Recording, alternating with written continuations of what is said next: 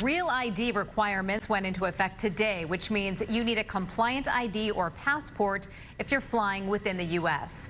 Fox 7 Austin's Angela Shen joins us live from the driver's license office in North Austin tonight. And Angela, how busy were they today with people needing those updated IDs? Well, no scramble today, actually. It was business as usual here at the driver license office and at the airport. Most Texans should already have a real ID since the state started issuing them years ago.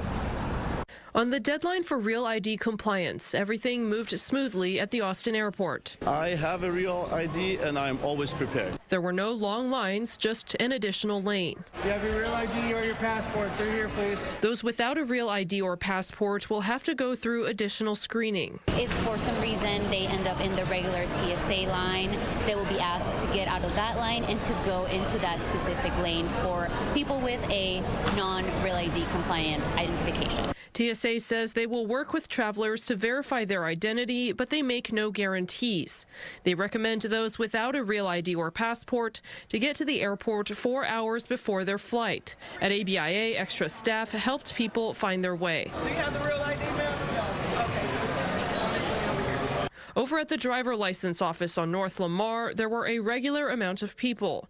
DPS says there's been no spike in requests since 98% of Texas driver licenses are already compliant. Texas began issuing real IDs in 2016. The Real ID deadline has been delayed many times. They passed the Real ID Act in 2005, so you've had 20 years to get it. If you don't have a Real ID, it's likely your Texas license is expired. DPS is reminding people to get that renewed. If you're not sure if your license is compliant, a gold star in the upper right corner means it is. I just look for the star and I have a star, just like in grade school. And the Real ID is also required for some federal government purposes, like if you're trying to get into a federal building. If you need to renew your license, you can make an appointment on the DPS website.